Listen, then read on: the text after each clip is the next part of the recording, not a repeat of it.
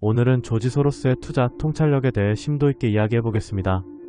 조지 소로스는 사회적 도덕성과 인간 개인의 이해관계가 충돌하는 모습들을 드러내며 시장의 불확실성을 설명하기 위해 오류성과 재기성의 개념을 제시했습니다.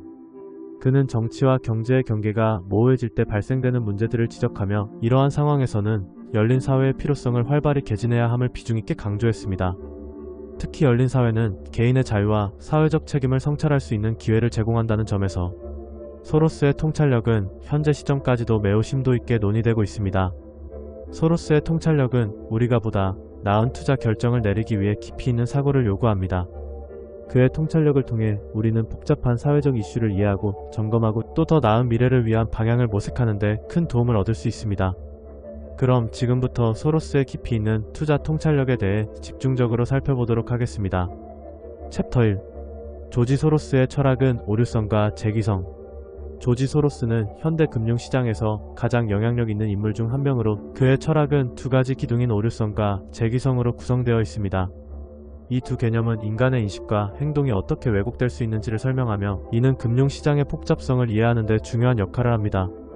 소로스의 철학은 인간의 인지적 한계와 그로 인해 발생하는 오류를 강조합니다. 그는 인간이 세상을 바라보는 관점이 항상 부분적이고 왜곡될 수밖에 없다고 주장합니다. 이러한 오류는 개인의 행동에 영향을 미치며 이는 다시 사회적 상황을 변화시키는 피드백 고리를 형성합니다. 소로스는 이러한 개념을 통해 경제학의 전통적인 이론이 가진 한계를 지적하고 보다 복잡한 현실을 반영하는 새로운 접근이 필요하다고 주장합니다. 1. 오류성의 개념. 오류성은 소로스 철학의 첫 번째 기둥으로 이는 인간이 세상을 인식하는 방식이 항상 불완전하다는 것을 의미합니다. 사람들은 자신의 경험과 지식에 기반하여 판단을 내리지만 이 과정에서 다양한 편향과 오류가 발생할 수 있습니다. 예를 들어 투자자가 특정 주식에 대해 긍정적인 전망을 가지고 있다고 하더라도 그 전망이 실제 시장 상황과 일치하지 않을 수 있습니다. 이러한 오류는 결국 투자자의 결정에 영향을 미치고 이는 시장의 왜곡을 초래할 수 있습니다. 재기성의 개념.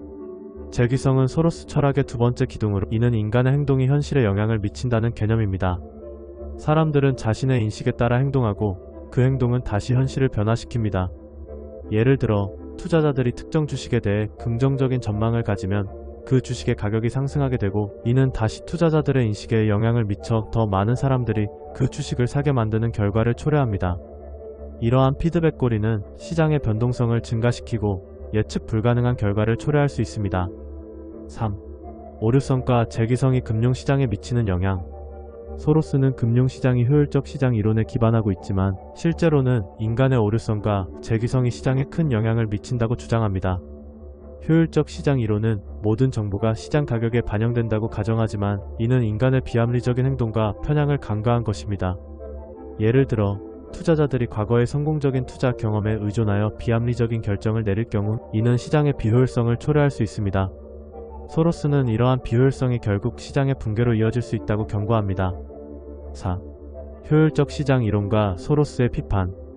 효율적 시장 이론은 개인의 이익 추구가 시장의 효율성을 높인다고 주장하지만 소로스는 이 이론이 정치적 로비 활동과 같은 비윤리적 행동을 포함하고 있으며 도덕성을 결여한 측면이 있다고 비판합니다.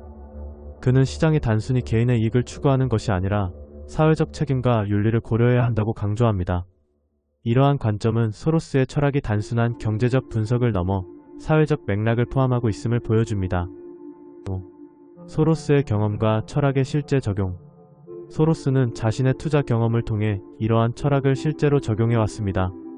그는 금융시장에서의 성공과 실패를 통해 오류성과 재기성의 개념을 체험하였으며 이를 바탕으로 보다 나은 투자 결정을 내리기 위해 노력해왔습니다. 그의 경험은 단순한 이론적 논의에 그치지 않고 실제 시장에서의 행동으로 이어졌습니다. 이러한 점에서 소로스의 철학은 이론과 실제가 결합된 독특한 접근을 보여줍니다. 6. 결론 및 개인적 소감. 조지 소로스의 철학은 단순한 경제 이론을 넘어 인간의 인식과 행동에 대한 깊은 통찰을 제공합니다. 오류성과 재기성의 개념은 금융시장의 복잡성을 이해하는 데 중요한 역할을 하며 이는 우리가 시장을 바라보는 시각을 변화시킬 수 있습니다.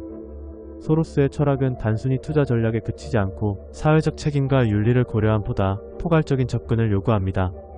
이러한 점에서 그의 철학은 현대사회에서 여전히 유효하며 앞으로도 많은 이들에게 영감을 줄 것입니다. 챕터 2. 소로스의 효율적 시장 가설에 대한 비판. 효율적 시장 가설은 금융시장이 모든 정보를 반영하여 가격이 형성된다는 이론입니다. 이 가설에 따르면 시장은 대개 균형을 이루며 외부 충격이 있을 때만 무작위로 균형에서 벗어난다고 주장합니다. 하지만 조지 소로스는 이 가설에 대해 강력한 비판을 제기했습니다. 그는 시장 가격이 펀더멘털을 왜곡할 수 있으며 이는 시장이 가격을 잘못 반영할 가능성이 있다는 점을 강조합니다. 소로스는 시장이 단순히 정보에 기반하여 작동하지 않는다고 주장합니다. 그는 시장의 가격이 사람들의 인식에 의해 영향을 받으며 이러한 인식이 다시 펀더멘털에 영향을 미친다고 설명합니다. 즉, 시장은 단순한 정보의 집합체가 아니라 인간의 심리와 행동이 폭합적으로 작용하는 복잡한 시스템이라는 것입니다. 효율적 시장 가설은 시장이 대개 균형을 이루고 있다고 주장하지만 소로스는 이러한 주장이 현실과는 거리가 멀다고 지적합니다. 그는 시장 가격이 펀더멘털을 왜곡할 수 있으며 이러한 왜곡이 기업의 펀더멘털에까지 영향을 미칠 수 있다고 주장합니다. 예를 들어 시장의 과도한 낙관이나 비관은 기업의 실제 가치와는 상관없이 가격을 왜곡할 수 있습니다. 행동 경제학은 이러한 시장의 오류를 설명하는 데 중요한 역할을 합니다. 행동 경제학은 사람들이 비합리적인 결정을 내리는 경향이 있다는 점에 주목합니다. 소로스는 이러한 비합리성이 가격의 잘못된 축소에만 주목하고 잘못 매겨진 가격이 펀더멘털에 미치는 영향을 간과한 것으로 평가합니다. 그는 시장의 오류가 현실에 미치는 영향을 강조하며 이를 통해 투자자들이 보다 현명한 결정을 내릴 수 있도록 돕고자 합니다. 소로스의 철학은 오류성과 재기성 두 가지 기둥으로 이루어져 있습니다. 이는 각각 인간의 세상이 왜곡될 수밖에 없고 그 왜곡이 행동에 영향을 미친다는 개념입니다. 그는 시장이 항상 합리적이지 않으며 인간의 감정과 심리가 시장의 움직임에 큰 영향을 미친다고 주장합니다. 이러한 관점은 투자자들에게 시장의 비합리성을 이해하고 이를 활용할 수 있는 기회를 제공할 수 있습니다. 소로스의 이론은 단순히 비판에 그치지 않고 투자자들에게 중요한 교훈을 제공합니다.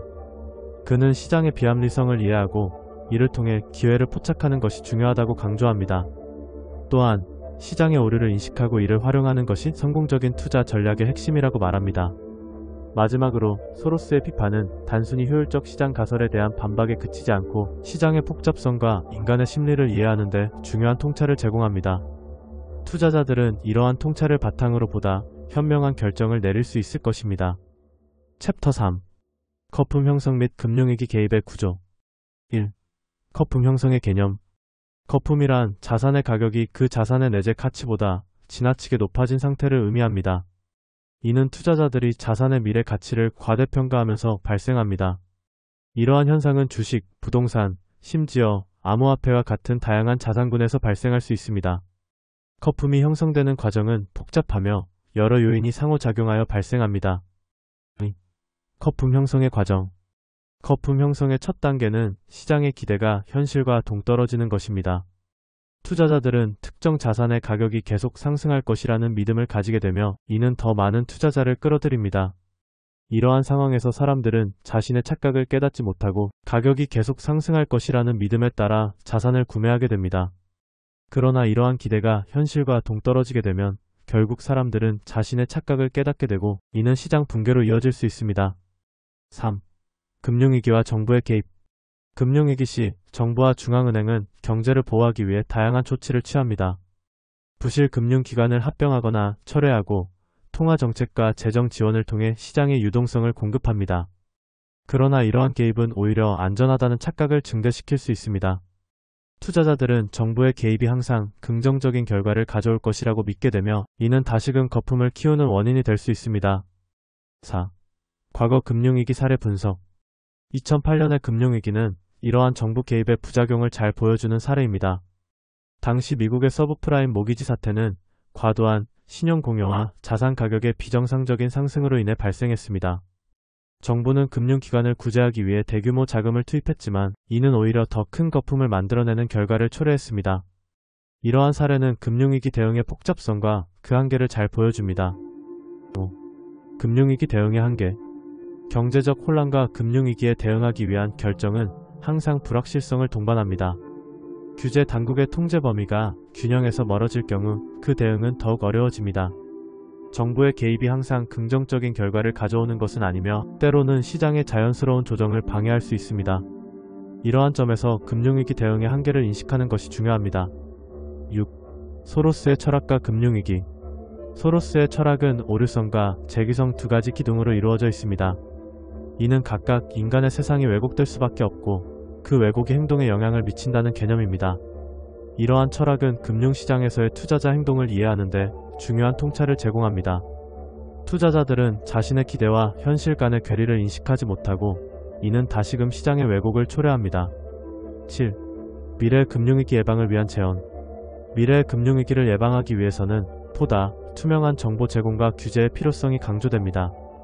투자자들이 보다 정확한 정보를 바탕으로 의사결정을 할 수 있도록 지원해야 하며 정부는 시장의 자연스러운 조정을 방해하지 않는 방향으로 정책을 수립해야 합니다. 또한 금융교육을 통해 투자자들이 자신의 행동을 인식하고 보다 합리적인 결정을 내릴 수 있도록 도와야 합니다. 이와 같은 논의는 금융시장의 복잡성을 이해하고 미래 금융위기를 예방하는 데 중요한 기초가 될 것입니다. 거품 형성과 금융위기 개입의 구조를 이해하는 것은 단순히 경제학적 지식에 그치지 않고 사회적, 심리적 요인까지 아우르는 폭넓은 시각을 요구합니다. 챕터 4. 조지 소로스의 정치 및 경제 조작에 대한 비판. 조지 소로스는 헝가리 출신의 미국 투자자로 그의 투자 전략과 정치적 발언은 세계적으로 큰 영향을 미치고 있습니다. 그는 자본주의의 원리를 활용하여 시장을 분석하고 그에 따라 투자 결정을 내리는 것으로 유명합니다. 그러나 그의 정치적 발언과 행동은 종종 비판의 대상이 되곤 합니다. 특히 그는 여론을 조작하여 정치적 이익을 추구하는 경향이 있다는 비판을 받고 있습니다. 소로스는 정치인이 여론을 조작함으로써 인기를 얻는 현상을 비판합니다. 그는 이러한 현상이 민주주의의 본질을 훼손한다고 주장하며 진실을 추구하는 것에 대한 관심이 줄어든 현실을 우려합니다. 이는 단순히 정치적 조작에 그치지 않고 사회 전반에 걸쳐 진실과 사실이 왜곡되는 문제로 이어질 수 있습니다. 여론 조작의 메커니즘은 매우 복잡합니다. 광고와 미디어는 수요를 조작할 수 있는 강력한 도구입니다. 정치인들은 이러한 도구를 활용하여 유권자들의 인식을 조작하고 자신에게 유리한 방향으로 여론을 형성합니다. 이는 대민주주의 이론에서 공약을 제시해 후보를 선택하는 과정이 왜곡될 수 있음을 의미합니다. 유권자들은 진정한 정보에 기반한 선택이 아닌 조작된 정보에 의존하게 됩니다. 소로스는 객관적인 현실을 존중해야 한다고 강조합니다. 정치인이나 유권자가 현실을 무시하고 조작을 추구할 경우 이는 심각한 결과를 초래할 것이라고 경고합니다. 현실을 제대로 이해하고 대처하는 것이 중요하다는 그의 주장은 인지, 기능이 조작 기능보다 우선해야 한다는 점에서 더욱 강조됩니다. 즉, 우리는 진실을 바탕으로 한 판단을 내려야 하며 조작된 정보에 휘둘려서는 안 됩니다. 열린 사회는 개인의 자유를 중시하며 권력을 감시할 수 있는 법의 지배가 필요합니다. 소로스는 이러한 열린 사회가 더 나은 문제 해결 방법이 될 것이라고 주장합니다. 열린 사회에서는 다양한 의견이 존중받고 권력의 남용을 방지할 수 있는 시스템이 마련되어야 합니다. 이는 민주주의의 본질을 지키는 데 필수적입니다. 소로스의 철학은 오류성과 재기성 두 가지 기둥으로 이루어져 있습니다. 이는 각각 인간의 세상이 왜곡될 수밖에 없고 그 왜곡이 행동에 영향을 미친다는 개념입니다. 따라서 우리는 이러한 왜곡을 인식하고 이를 극복하기 위한 노력을 기울여야 합니다. 진실을 추구하는 것이야말로 우리가 나아가야 할 방향입니다. 소로스의 정치적 및 경제적 조작에 대한 비판은 단순히 그 개인에 대한 비난이 아닙니다. 이는 현대 사회가 직면한 복잡한 문제를 이해하고 해결하기 위한 중요한 논의의 일환입니다. 우리는 이러한 논의를 통해 더 나은 사회를 만들어 나가야 할 것입니다. 챕터. 대리인 문제와 효율적 시장 가설의 딜레마. 대리인 문제는 경제학에서 매우 중요한 개념으로 주인이 대리인에게 자신의 이익을 대변하도록 맡기지만 대리인이 자신의 이익을 우선시하여 부정적인 결과를 초래하는 현상을 말합니다. 이러한 문제는 기업, 정부, 그리고 다양한 조직에서 발생할 수 있으며 대리인과 주인 간의 정보 비대칭이 주요 원인으로 작용합니다. 예를 들어 경영진이 주주보다 자신의 보상을 우선시하는 경우가 이에 해당합니다. 효율적 시장 가설은 시장이 모든 정보를 반영하여 자산 가격이 항상 공정하다고 주장합니다. 즉, 시장의 수요와 공급은 보이지 않는 손에 의해 자연스럽게 균형을 이루며 개인의 이익 추구가 시장의 효율성을 높인다고 믿습니다. 하지만 이 이론은 대리인 문제와 결합될 때 복잡한 딜레마를 만들어냅니다. 대리인이 자신의 이익을 추구할 경우 시장의 효율성이 왜곡될 수 있습니다. 조지 소로스는 이러한 문제에 대해 깊이 있는 통찰을 제공한 인물입니다. 그는 인간의 도덕적 규범이 결여될 경우 사회가 존재할 수 없다고 주장하며 시장 내 대리인 문제에 대한 우려를 표명했습니다. 소로스의 철학은 오류성과 재기성 두 가지 기둥으로 이루어져 있으며 이는 각각 인간의 세상이 왜곡될 수밖에 없고 그 왜곡이 행동에 영향을 미친다는 개념입니다. 그는 효율적 시장 가설이 실제 시장에는 적용되지 않는다고 주장하며 시장의 현실을 반영하는 새로운 패러다임을 제시했습니다. 대리인 문제는 다양한 분야에서 발생하며 그로 인해 많은 부정적인 사례가 발생하고 있습니다. 예를 들어 자원의 저주라는 개념은 천연자원이 풍부한 나라에서 부패한 정부와 내전 등의 문제로 국민들이 더 가난하게 사는 경향을 설명합니다. 이러한 현상은 대리인 문제와 밀접한 관련이 있으며 공산주의와 대민주주의에서도 지도자들이 자신의 이익을 추구하는 부정적 현상이 발생하였습니다. 효율적 시장 가설의 한계는 명확합니다. 시장이 모든 정보를 정확하게 반영한다고 주장하지만 실제로는 정보의 비대칭성과 대리인 문제로 인해 시장이 왜곡될 수 있습니다. 이는 투자자들이 잘못된 결정을 내리게 만들고 결국 시장의 효율성을 저해하는 결과를 초래합니다. 대리인 문제를 해결하기 위한 방안으로는 투명한 정보 공개, 성과 기반 보상 체계, 그리고 주주와 경영진 간의 소통 강화 등이 있습니다. 이러한 방안들은 대리인과 주인 간의 이해관계를 조정하고 시장의 효율성을 높이는 데 기여할 수 있습니다. 이러한 복잡한 문제를 이해하고 해결하기 위해서는 경제학적 지식뿐만 아니라 도덕적 판단과 사회적 책임이 필요합니다. 대리인 문제와 효율적 시장 가설의 딜레마는 단순한 경제적 현상이 아니라 인간 사회의 본질과 깊은 연관이 있습니다.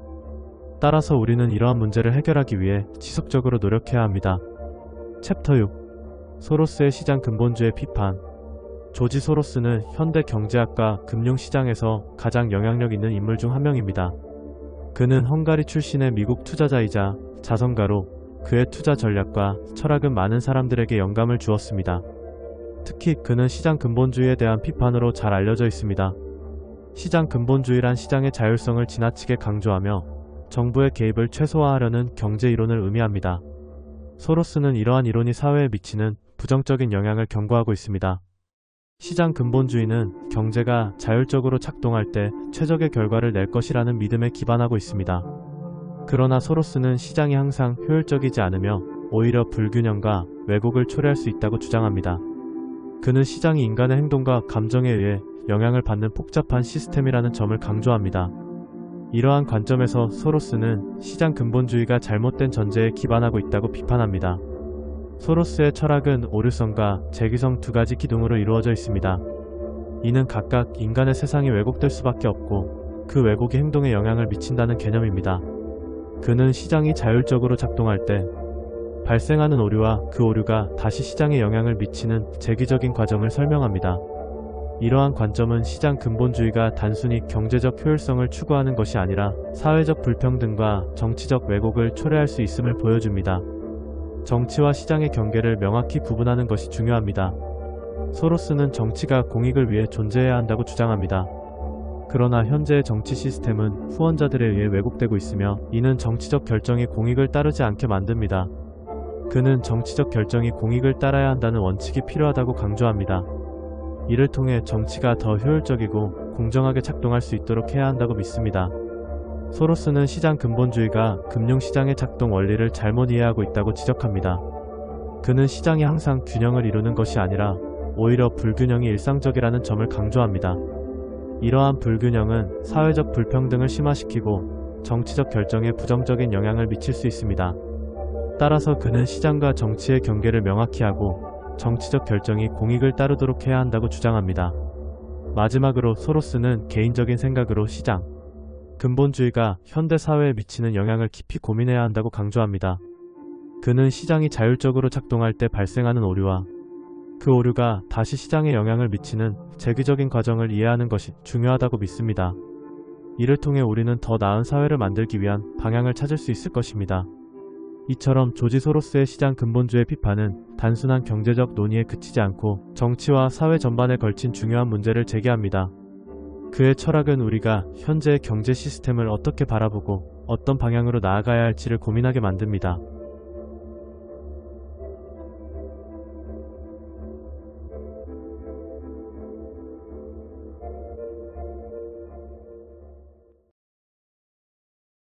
워렌 버핏은 합리적인 수익을 기대할 때만 투자하며 장기적인 관점에서 기업의 경영진 능력과 경제성을 중요하게 평가합니다. 또한 자사주 매입과 배당 정책에 대한 중요성과 내재 가치를 고려한 자본 배분의 중요성을 매우 강조합니다. 특히 경영자의 보수 문제, 인수합병 시 고려사항, 그리고 버크셔 해서웨이의 경영 전략 등 다양한 가치 투자의 핵심 본질들에 대하여 매우 중요하게 생각합니다. 그럼 지금부터 오마하의 현인 워렌 버핏 핵심 투자 전략에 대하여 상세히 소개해드리겠습니다. 챕터 1. 투자에서의 위대한 기업 정의. 워런 버핏은 세계에서 가장 유명한 투자자 중 한 명으로 그의 투자 철학은 많은 이들에게 영감을 주고 있습니다. 그는 단순히 주식을 사고 파는 것이 아니라 기업의 본질을 이해하고 장기적인 관점에서 투자하는 것을 중요시합니다. 버핏은 투자할 기업을 선정할 때 이해도가 높고 장기 경쟁 우위를 가진 안정적인 기업을 찾습니다. 이러한 기업은 낮은 생산 원가나 강력한 세계적 브랜드 같은 진입 장벽을 통해 탁월한 실적을 유지해야 합니다. 위대한 기업의 정의는 무엇일까요? 버핏은 기업이 지속적으로 수익을 창출할 수 있는 능력을 갖추고 있어야 한다고 강조합니다. 이는 단순히 현재의 수익성뿐만 아니라 미래의 성장 가능성까지 포함됩니다. 예를 들어 시즈캔드는 소액의 자본으로 운영되며 막대한 수익을 창출해내어 버크셔의 성장에 기여하였습니다. 이는 많은 자본이 필요하지 않으면서도 계속 성장하는 기업이 이상적임을 보여줍니다. 장기 경쟁 우위의 중요성은 아무리 강조해도 지나치지 않습니다. 버핏은 기업이 경쟁에서 우위를 점할 수 있는 요소를 갖추고 있어야 한다고 믿습니다. 이는 브랜드 인지도, 고객 충성도, 독점적 기술 등 다양한 형태로 나타날 수 있습니다. 이러한 요소들은 기업이 시장에서 지속적으로 성공할 수 있도록 도와줍니다. 진입 장벽과 수익성 또한 중요한 요소입니다.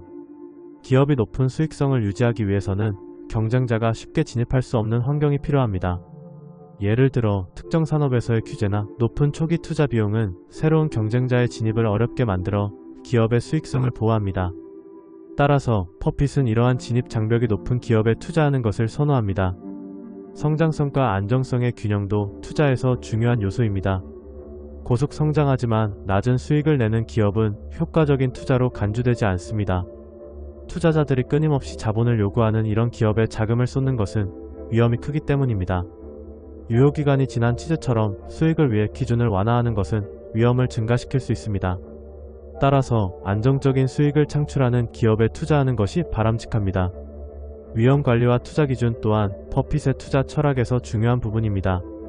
그는 항상 투자 결정을 내릴 때 해당 기업의 재무 상태와 시장 환경을 면밀히 분석합니다. 이를 통해 불확실성을 최소화하고 장기적으로 안정적인 수익을 추구합니다. 사례 연구를 통해 성공적인 기업을 살펴보면 버핏이 투자한 기업 중 하나인 코카콜라를 예로 들 수 있습니다. 코카콜라는 강력한 브랜드와 글로벌 시장에서의 독점적 지위를 통해 지속적인 수익을 창출하고 있습니다. 이러한 기업은 버핏이 선호하는 투자 대상입니다. 마무리하자면 투자자들은 워런 버핏의 철학을 통해 위대한 기업의 정의를 이해하고 장기적인 관점에서 안정적인 수익을 추구하는 것이 중요합니다. 기업의 본질을 이해하고 장기 경쟁 우위를 가진 기업에 투자하는 것이 성공적인 투자로 이어질 것입니다. 챕터 2. 위대한 기업의 조건과 투자 전략. 위대한 기업이란 무엇일까요? 많은 사람들이 이 질문에 대해 다양한 의견을 가지고 있습니다. 하지만 일반적으로 위대한 기업은 이해 가능하고 장기 경제성이 뛰어나며 유능한 경영진과 합리적인 인수가격을 갖춘 기업으로 정의할 수 있습니다. 이러한 조건을 갖춘 기업의 일부 지분을 소유하는 것이 전체를 소유하는 것보다 더 이득인 경우가 많습니다. 워렌 버핏은 이러한 위대한 기업을 찾기 위해 많은 노력을 기울였습니다. 그는 시장을 이기는 것은 타이밍이 아니라 지속적으로 평균 이상의 수익을 가져다주는 종목을 찾아서 장기적으로 집중 투자하는 것이라고 말했습니다. 이는 단순히 주식시장에서의 단기적인 변동성을 피하고 안정적인 수익을 추구하는 것이 중요하다는 것을 의미합니다. 위대한 기업의 조건 중 첫 번째는 이해 가능성입니다. 투자자는 자신이 투자하는 기업의 비즈니스 모델과 시장을 이해해야 합니다. 이는 마치 유효기간이 지난 치즈처럼 수익을 위해 기준을 완화하는 것이 위험을 증가시킬 수 있다는 점을 상기시킵니다. 따라서 기업의 제품이나 서비스가 무엇인지 그리고 그것이 시장에서 어떻게 경쟁하는지를 명확히 이해해야 합니다. 두 번째 조건은 장기 경제성입니다. 기업이 지속적으로 수익을 창출할 수 있는 능력이 있어야 합니다. 이는 기업이 속한 산업의 성장 가능성과도 밀접한 관련이 있습니다. 안정적인 산업에서 장기적인 경쟁 우위를 확보하는 것이 중요합니다. 예를 들어 기술 산업은 빠르게 변화하는 반면 소비재 산업은 상대적으로 안정적일 수 있습니다. 세 번째로 유능한 경영진의 중요성을 간과할 수 없습니다. 훌륭한 경영자는 기업의 비전과 전략을 명확히 하고 이를 실행할 수 있는 능력을 갖추고 있어야 합니다. 경영진의 결정은 기업의 성과에 직접적인 영향을 미치기 때문에 그들의 경험과 능력은 매우 중요합니다. 네 번째 조건은 합리적인 인수가격입니다. 기업의 가치는 그 기업이 창출할 수 있는 미래의 현금 흐름에 의해 결정됩니다. 따라서 투자자는 기업의 가치를 정확히 평가하고 그에 맞는 가격에 투자해야 합니다. 이는 마치 고급 레스토랑에서 비싼 요리를 주문하는 것과 비슷합니다. 가격이 비쌀수록 그만큼의 가치가 있어야 한다는 점을 명심해야 합니다.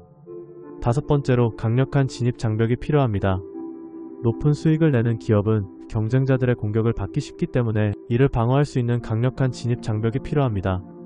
이는 브랜드 인지도, 특허, 고객 충성도 등 다양한 요소로 구성될 수 있습니다. 위대한 기업의 예시로는 애플, 구글, 아마존 등을 들 수 있습니다. 이들 기업은 모두 위에서 언급한 조건을 충족하며 지속적으로 성장하고 있습니다.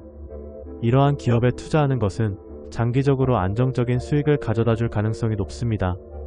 마지막으로 투자 전략의 실제 적용에 대해 이야기해 보겠습니다. 투자자는 위대한 기업을 찾기 위해 다양한 분석 도구와 기법을 사용할 수 있습니다. 재무제표 분석, 산업 분석, 경쟁사 분석 등을 통해 기업의 가치를 평가하고 적절한 투자 결정을 내릴 수 있습니다. 위대한 기업에 대한 이해와 투자 전략은 단순히 이론에 그치지 않고 실제 투자에 적용될 수 있어야 합니다. 이를 통해 투자자는 안정적이고 지속적인 수익을 추구할 수 있습니다. 위대한 기업의 조건과 투자 전략에 대한 이해는 투자자에게 큰 도움이 될 것입니다. 이러한 조건을 충족하는 기업에 투자함으로써 장기적으로 안정적인 수익을 기대할 수 있습니다. 챕터 3. 장기적인 투자 소득을 늘려야 하는 이유. 장기적인 투자란 현재의 소비를 포기하고 미래의 구매력을 보존하는 행위로 금융 자산의 가치가 시간이 지나면서 어떻게 증가할지를 고려하는 것입니다. 오늘날 경제에서 장기적인 자산은 단기적 변동성과 관계없이 안정성을 가져다 줄 수 있습니다. 특히 워렌 버핏은 이러한 장기 투자에 대한 통찰력을 통해 많은 투자자들에게 영감을 주었습니다. 워렌 버핏의 투자 철학은 전 세계적으로 유명합니다. 그는 단기적인 시장 움직임을 무시하고 안정적이고 지속 가능한 이익을 창출하는 기업에 집중해야 한다고 주장합니다. 시장을 이기는 것은 타이밍이 아니라 지속적으로 평균 이상의 수익을 가져다주는 종목을 찾아서 장기적으로 집중 투자하는 것이다. 라는 그의 말은 많은 투자자들이 따라야 할 중요한 원칙입니다. 그는 주식시장의 단기 변동성에 휘둘리지 않고 기업의 본질적인 가치를 기반으로 투자 결정을 내리도록 촉구합니다. 장기 투자가 소득을 증가시키는 이유는 바로 복리 효과 때문입니다. 복리란 원금의 이자를 더하여 다시 이자를 얻는 방식인데 시간에 따라 그 효과는 기하급수적으로 증가합니다. 예를 들어 만약 10%의 이율로 1000만원을 투자한다면 10년 후에는 약 2600만원이 됩니다. 이러한 원리로 인해 장기적으로 투자하면 결국 더 큰 수익을 기대할 수 있습니다. 위험관리 역시 장기 투자에서 빠질 수 없는 요소입니다. 자산의 가치가 단기적으로 급등하거나 급락할 수 있지만 잘 선정된 우량 자산에 대한 투자라면 이러한 시장의 변동성에 큰 영향을 받지 않습니다. 사실 장기 투자자에게는 시장이 혼란스러울 때 더욱 기회를 잡을 수 있는 여지가 열려 있습니다. 유효기간이 지난 치즈처럼 수익을 위해 기준을 완화하는 것은 위험을 증가시킬 수 있습니다. 따라서 안정성과 성장 가능성을 고려하는 것이 중요합니다. 실제 장기 투자 사례로는 부동산, 농장, 그리고 우량 기업들이 있습니다. 예를 들어 미국의 유명한 부동산 투자자는 매입한 부동산의 가치를 높이기 위해 적극적으로 관리 및 개선에 투자하여 장기적으로 수익을 극대화합니다. 이러한 방식은 안정적인 수익을 가져올 뿐만 아니라 시간이 지날수록 자산의 가치도 상승하게 됩니다. 장기 투자 전략에 대한 몇 가지 조언을 드리자면 첫째, 분산 투자로 리스크를 줄이는 것이 중요합니다. 여러 자산에 투자함으로써 특정 자산의 변동성이 전체 포트폴리오에 미치는 영향을 최소화할 수 있습니다. 둘째, 기업의 본질적인 가치를 이해하고 투자하는 것이 필요합니다. 단순히 가격이 저렴하다는 이유로 투자하기보다는 해당 기업의 성장 가능성을 평가해야 합니다. 마지막으로 장기 투자에 관련하여 자주 묻는 질문 중 하나는 어떤 자산에 투자해야 할까요? 입니다. 정답은 개인의 투자 목표와 리스크 감수 성향에 따라 다릅니다. 그러나 일반적으로 우량 기업의 주식, 배당주, 그리고 부동산 등의 자산은 좋은 선택이 될 수 있습니다. 장기적인 투자 소득을 늘리는 것은 단순한 경제적 목표를 넘어서 미래의 경제적 자립을 위한 중요한 전략입니다. 투자자들은 워렌 버핏의 투자 철학을 통해 안정적이고 지속 가능한 수익을 추구할 수 있도록 노력해야 할 것입니다. 챕터 4. 투자자에게 시장 변동의 영향. 시장은 언제나 변동성이 존재합니다. 이러한 변동성은 투자자에게 기회이기도 하고 위협이기도 합니다. 특히 시장이 폭락하거나 급등하는 상황에서는 투자자의 심리가 크게 흔들리기 마련입니다. 하지만 진정한 투자자는 이러한 시장의 변동 속에서도 흔들리지 않고 오히려 기회를 포착할 수 있는 능력을 갖추고 있습니다. 워렌 버핏은 이러한 시장 변동에 대한 훌륭한 예시입니다. 그는 시장을 이기는 것은 타이밍이 아니라 지속적으로 평균 이상의 수익을 가져다주는 종목을 찾아서 장기적으로 집중 투자하는 것이다라고 말했습니다. 이는 단기적인 시장 변동에 휘둘리지 않고 장기적인 관점에서 투자하는 것이 얼마나 중요한지를 잘 보여줍니다. 시장 폭락은 많은 투자자에게 공포감을 주지만 진정한 투자자에게는 오히려 기회가 될 수 있습니다. 예를 들어 유효기간이 지난 치즈처럼 수익을 위해 기준을 완화하는 것은 위험을 증가시킬 수 있습니다. 따라서 시장이 하락할 때는 오히려 저렴한 가격에 우량주를 매수할 수 있는 기회로 삼아야 합니다. 이러한 상황에서 공포감은 친구가 될 수 있습니다. 장기 투자에 대한 접근은 특히 중요합니다. 워렌 버핏은 S&P 500 인덱스 펀드와 같은 저비용의 투자 상품에 대한 투자를 추천합니다. 이는 비전문가 투자자에게도 적합한 방법으로 시장의 평균 수익률을 추구하는 것이기 때문입니다.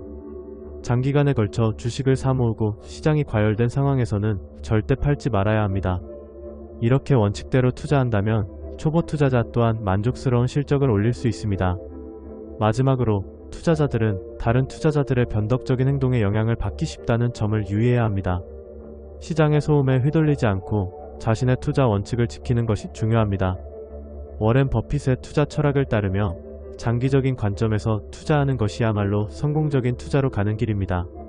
이러한 원칙을 바탕으로 투자에 임한다면 시장의 변동성 속에서도 안정적인 수익을 올릴 수 있을 것입니다. 투자란 단순히 돈을 벌기 위한 수단이 아니라 자신의 미래를 설계하는 중요한 과정임을 잊지 말아야 합니다. 챕터 5. 장기 투자와 리스크 관리의 중요성. 장기 투자는 단순히 주식을 사서 오랜 시간 보유하는 것을 의미하지 않습니다.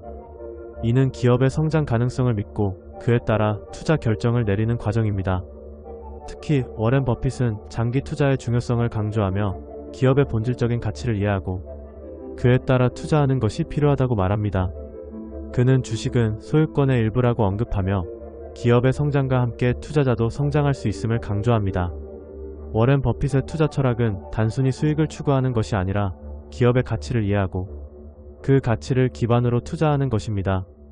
그는 좋은 기업에 투자하라는 원칙을 가지고 있으며 이는 장기적인 관점에서 기업의 성장 가능성을 믿고 투자하는 것을 의미합니다. 버핏은 기업의 재무제표를 분석하고 경영진의 신뢰성을 평가하는 데 많은 시간을 투자합니다. 이러한 철학은 그가 수십 년 동안 성공적인 투자자로 남을 수 있었던 이유 중 하나입니다. 리스크 관리는 장기 투자에서 매우 중요한 요소입니다. 많은 투자자들이 주가의 변동성을 두려워하지만 버핏은 이를 오히려 기회로 삼아야 한다고 주장합니다. 주가가 하락할 때는 오히려 더 많은 주식을 구매할 수 있는 기회로 보고 장기적인 관점에서 기업의 가치를 평가해야 합니다. 변동성을 위험으로 오해하면 투자자는 불필요한 두려움에 휘둘려 잘못된 결정을 내릴 수 있습니다. 장기 투자와 단기 투자의 차이는 명확합니다.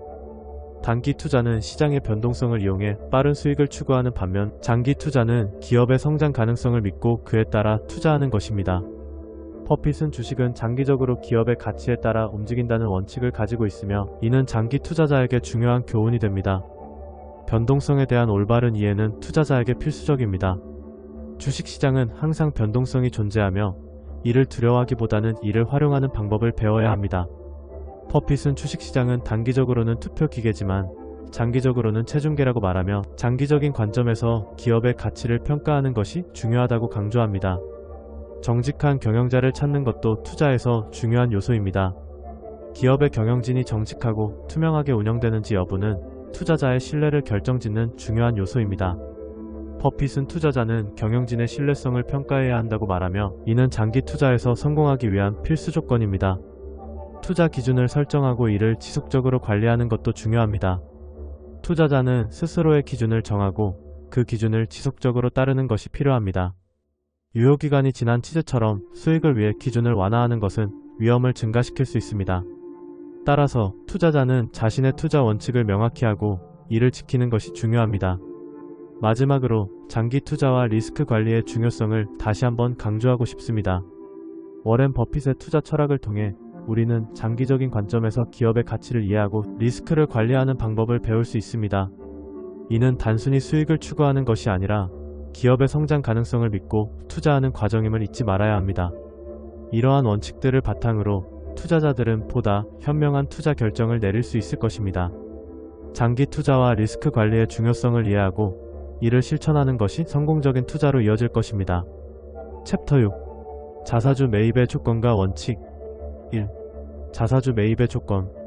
자사주 매입은 기업이 자사 주식을 다시 사들이는 행위를 의미합니다. 이 과정은 여러 가지 이유로 진행되지만 일반적으로는 자본 구조 개선, 주주 가치를 높이기 위해 추진됩니다. 자사주 매입은 장기 투자자에게 특별히 의미 있는 전략일 수 있습니다. 하지만 자사주 매입을 실행하기 위해서는 몇 가지 조건과 원칙을 충분히 이해해야 합니다. 자사주 매입을 고려하기 위해서는 몇 가지 필수 조건이 있습니다. 첫 번째로 운영자의 충분한 유동성과 자본 여력이 확보되어야 합니다. 자금이 없다면 주식을 매입할 수 없겠죠. 두 번째 조건은 자사주가 보수적으로 계산된 내재 가치보다 훨씬 낮아야 합니다. 이렇게 되지 않으면 기존 주주에게 피해가 발생할 수 있습니다. 자사주 매입을 결정하는 데 있어 가격은 매우 중요합니다. 만약 내재 가치보다 높은 가격에 매입하게 된다면 이는 가치 파괴로 이어질 수 있습니다. 장기적으로 투자하는 사람들에게는 자사주 매입이 반드시 내재 가치보다 낮은 가격에서 이루어져야 유리합니다. 그렇게 함으로써 남은 주식의 내재 가치를 상승시킬 수 있기 때문입니다. 자사주 매입의 원칙. 자사주 매입에는 몇 가지 원칙이 따릅니다. 첫째, 주가는 내재 가치보다 낮아야 한다는 것입니다. 둘째로, 기업이 자사주 매입을 통해 생성할 수 있는 추가 가치를 고려해야 합니다. 예를 들어, 자사주 매입이 발생했을 때 주가가 어떻게 변화할 것인지 예측하는 것이 중요합니다. 셋째, 자사주 매입은 기업의 비즈니스 모델과 잘 맞아야 합니다. 자사주 매입이 기업의 성장 전략과 맞지 않는다면 이는 단기적인 성과를 노리는 것에 불과할 수 있습니다. 워렌 버핏의 경우 자사주 매입에 대해 매우 신중하게 접근합니다. 그는 자사 가치를 잘 평가하고 자사주 매입이 다른 투자 기회를 방해하지 않는 한에서만 매입을 고려합니다. 이는 그의 장기적인 투자 철학과도 일치합니다. 3. 워렌 버핏의 투자 철학과 자사주 매입. 워렌 버핏은 자사주 매입에 대해 매우 신중한 입장을 취합니다.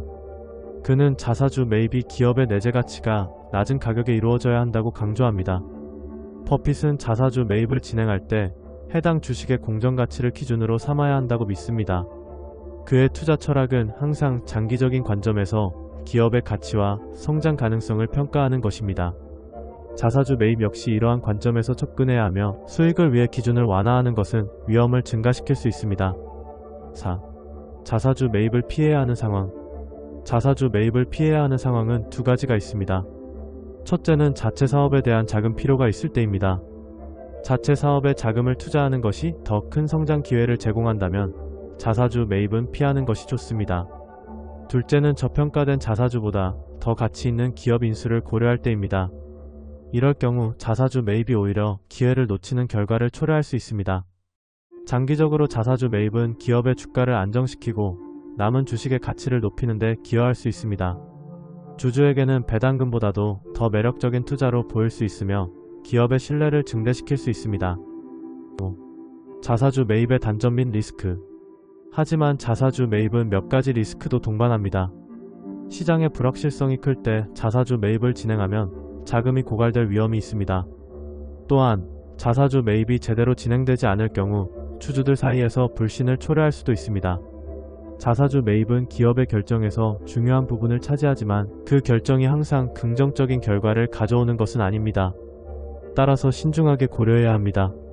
장기 투자자로서 자사주 매입은 기업의 성장 가능성을 높이는 하나의 방법이지만 자신의 투자 철학과 맞는지 항상 점검해야 합니다.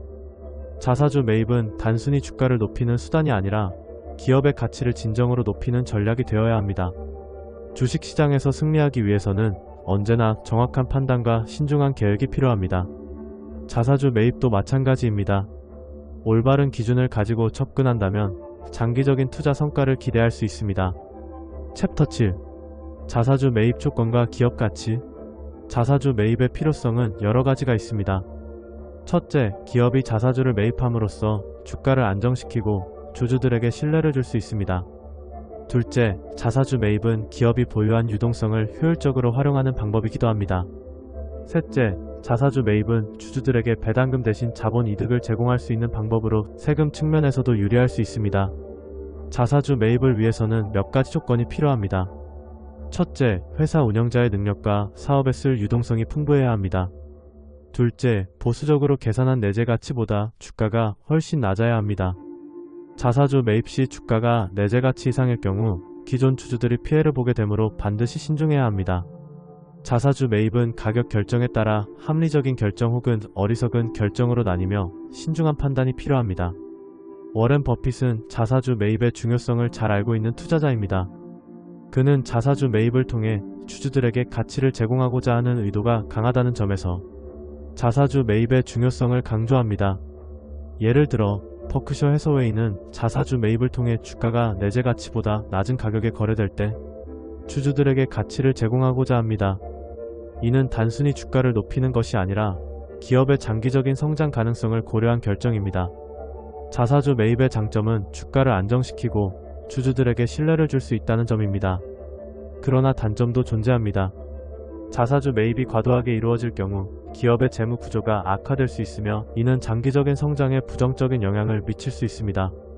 따라서 자사주 매입은 신중하게 결정해야 하며 기업의 재무 상태와 시장 상황을 고려해야 합니다. 행동주의 투자자들은 주가가 내재 가치보다 높은 상황에서도 기업의 자사주 매입을 요구하는 경우가 많습니다. 그러나 이는 비합리적인 지식으로 여겨질 수 있습니다. 유효기간이 지난 치즈처럼 수익을 위해 기준을 완화하는 것은 위험을 증가시킬 수 있습니다. 따라서 기업은 자사주 매입을 결정할 때 주주들의 이익을 최우선으로 고려해야 합니다. 자사주 매입은 기업의 가치와 밀접한 관계가 있습니다. 기업이 자사주를 매입함으로써 주가가 상승할 수 있으며 이는 기업의 내재 가치를 반영하는 중요한 지표로 작용할 수 있습니다. 따라서 자사주 매입은 기업의 장기적인 성장 가능성을 고려한 결정이어야 하며 신중한 판단이 필요합니다. 자사주 매입은 기업의 재무 전략 중 하나로 주주들에게 가치를 제공하는 중요한 방법입니다. 그러나 자사주 매입이 항상 긍정적인 결과를 가져오는 것은 아니므로 기업은 신중하게 결정해야 합니다. 자사주 매입은 기업의 내재 가치를 반영하는 중요한 지표로 작용할 수 있으며 이는 기업의 장기적인 성장 가능성을 고려한 결정이어야 합니다. 자사주 매입은 기업의 가치와 밀접한 관계가 있으며 주주들에게 가치를 제공하는 중요한 방법입니다. 그러나 자사주 매입이 항상 긍정적인 결과를 가져오는 것은 아니므로 기업은 신중하게 결정해야 합니다. 챕터 8. 자사주 매입의 조건과 고려사항. 워렌 버핏은 자사주 매입에 대해 신중한 입장을 취하고 있습니다. 그는 자사주 매입이 내재 가치보다 낮은 가격에 이루어질 때만 긍정적으로 평가합니다. 즉, 자사주 매입이 기업의 내재 가치를 높일 수 있는 경우에만 고려해야 한다는 것입니다. 버핏은 자사주 매입보다 더 높은 가치를 창출할 수 있는 기업 인수를 선호하는 경향이 있습니다. 자사주 매입 시 고려해야 할 조건은 여러 가지가 있습니다. 첫째, 자금의 여유가 있는지 확인해야 합니다. 자사주 매입을 위해 자금을 조달하는 과정에서 기업의 재무 상태가 악화될 수 있습니다. 둘째, 자사주 매입이 기업의 성장 전략과 일치하는지 검토해야 합니다. 셋째, 자사주 매입이 주주들에게 긍정적인 영향을 미칠 것인지 분석해야 합니다. 자사주 매입과 기업 인수는 서로 다른 전략입니다. 자사주 매입은 주가를 지지하고 주주 가치를 높이는 데 초점을 맞추고 있지만 기업 인수는 새로운 시장을 개척하고 성장 기회를 창출하는 데 중점을 둡니다. 따라서 기업의 상황에 따라 적절한 전략을 선택해야 합니다. 실제로 자사주 매입을 통해 성공한 사례도 많습니다. 예를 들어 애플은 자사주 매입을 통해 주가를 안정시키고 주주 가치를 높였습니다.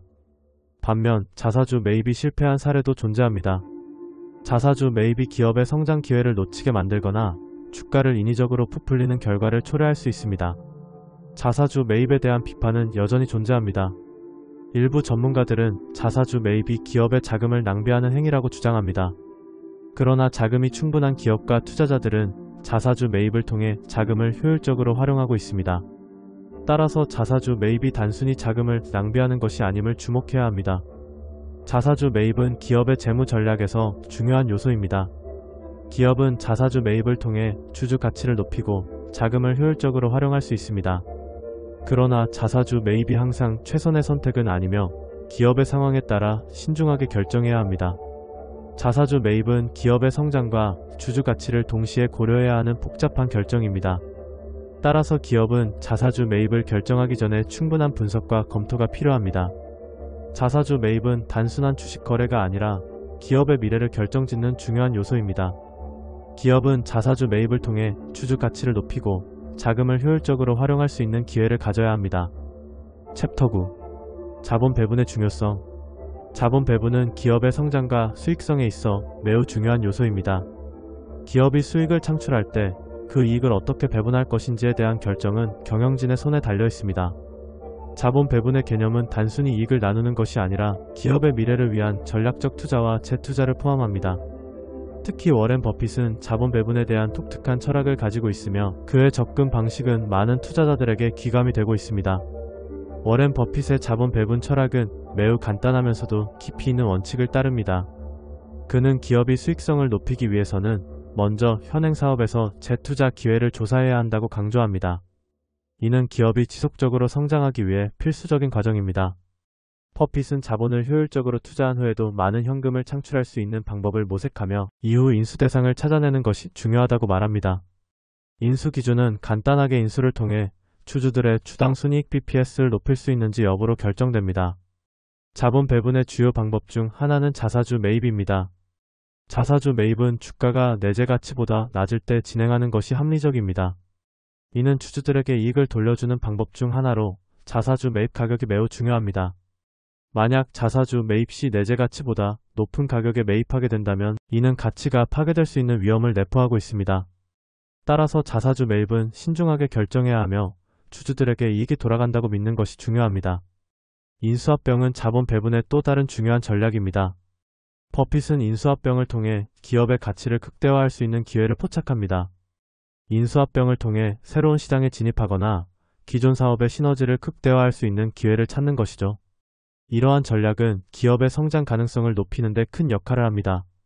자본 배분의 성공 사례로는 버크셔 해서웨이를 들 수 있습니다. 버크셔는 다양한 산업에 걸쳐 투자하며 자본을 효율적으로 배분하여 지속적인 성장을 이루어왔습니다.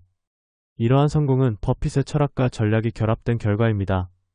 그는 항상 장기적인 관점에서 기업의 가치를 평가하고 그에 맞는 자본 배분 전략을 수립합니다. 하지만 자본 배분에는 위험 요소도 존재합니다. 유효기간이 지난 치즈처럼 수익을 위해 기준을 완화하는 것은 위험을 증가시킬 수 있습니다. 따라서 경영진은 항상 신중하게 자본 배분을 결정해야 하며 시장의 변화에 민감하게 반응해야 합니다.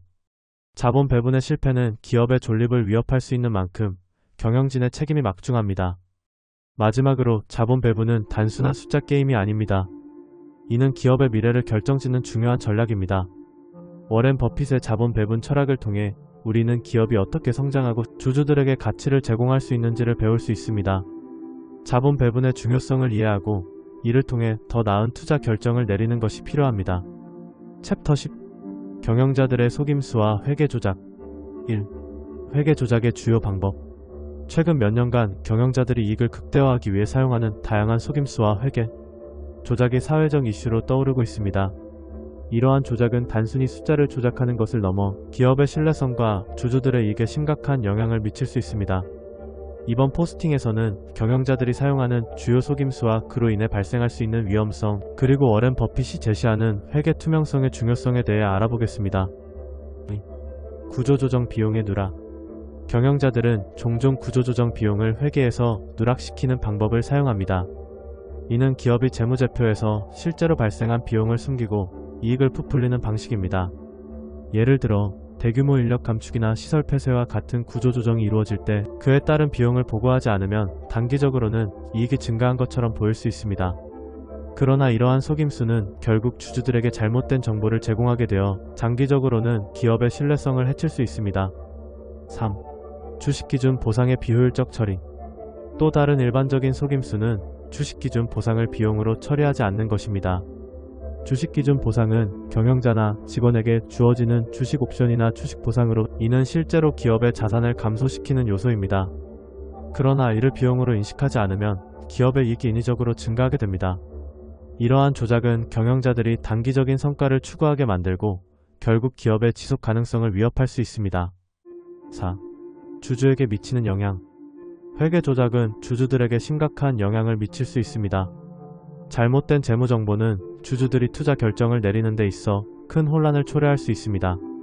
예를 들어 주주들은 기업의 재무 상태가 양호하다고 믿고 투자했지만 실제로는 회계 조작으로 인해 부풀려진 수치일 수 있습니다. 이는 주주들의 신뢰를 잃게 만들고 기업의 주가 하락으로 이어질 수 있습니다. 기업의 신뢰도 저하.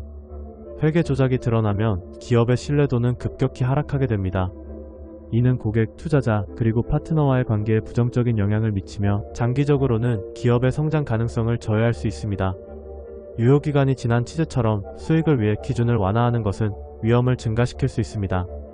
기업의 투명성이 떨어지면 외부의 신뢰를 잃게 되고 이는 결국 기업의 지속 가능성에 큰 타격을 줄 수 있습니다.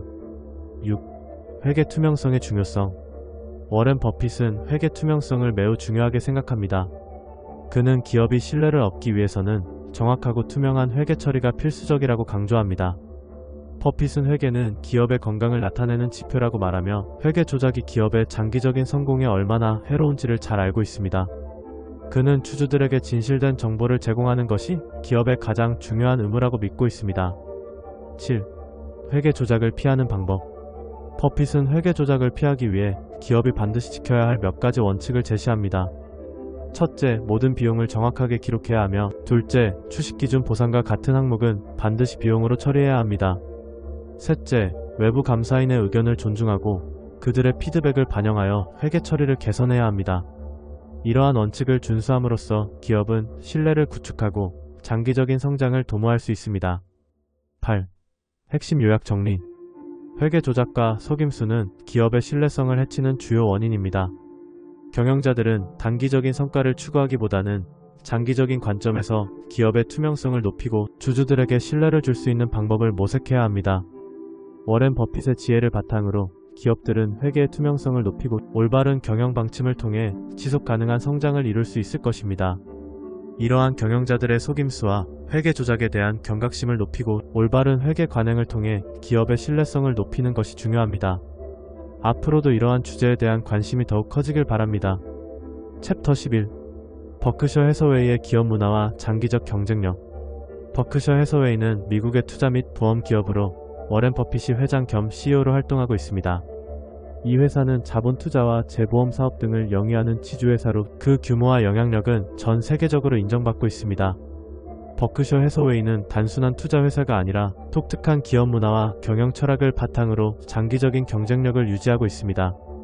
워렌 버핏의 경영 철학은 매우 독창적입니다. 그는 좋은 기업은 좋은 경영자와 함께해야 한다는 신념을 가지고 있으며 이를 통해 기업의 성장을 이끌어왔습니다. 버핏은 단기적인 이익보다 장기적인 관점을 중시하며 기업의 지속 가능한 성장을 위해 필요한 결정을 내립니다. 이러한 철학은 버크셔 해서웨이의 모든 경영진에게 깊이 뿌리내려 있습니다. 버크셔 해서웨이의 기업 문화는 신뢰와 자율성을 기반으로 하고 있습니다. 각 자회사는 독립적으로 운영되며 경영진은 자율적으로 의사결정을 내릴 수 있는 권한을 부여받습니다. 이는 경영자들이 주인의식을 가지고 회사를 운영할 수 있도록 하여 기업의 성과를 극대화하는 데 기여합니다. 유효기간이 지난 치즈처럼 수익을 위해 기준을 완화하는 것은 위험을 증가시킬 수 있습니다. 따라서 버크셔는 항상 신뢰할 수 있는 기업에만 투자하며 이는 이익을 합리적으로 예측할 수 있어야 가능하다는 점을 강조합니다. 장기적 경쟁력의 비결은 해자 확대에 있습니다. 해자는 기업이 경쟁에서 우위를 점할 수 있도록 도와주는 요소로 버크셔는 이를 단기간의 이익보다 우선시합니다. 단기 목표가 장기 목표와 충돌할 경우 해자 확대가 필수적입니다.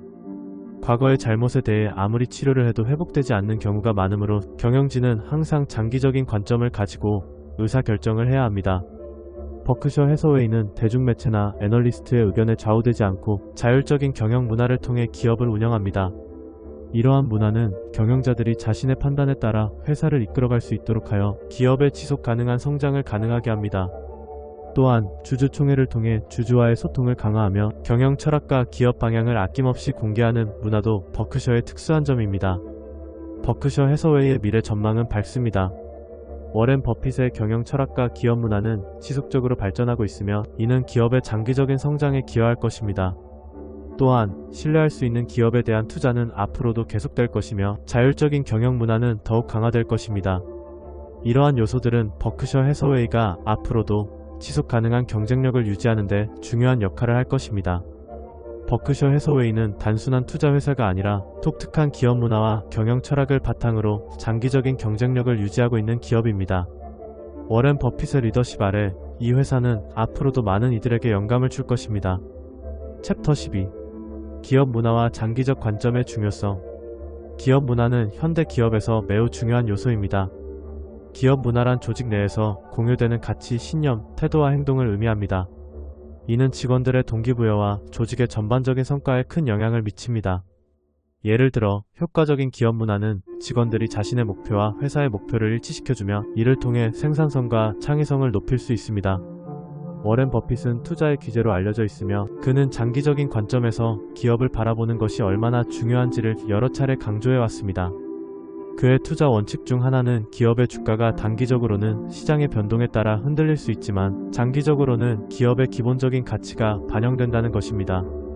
따라서 경영자들은 단기적인 실적에 연연하기보다는 장기적인 성장을 위해 전략을 세워야 합니다. 웰스파고의 사례를 통해 보상 구조가 어떻게 부정행위를 유도하는지를 살펴봅시다.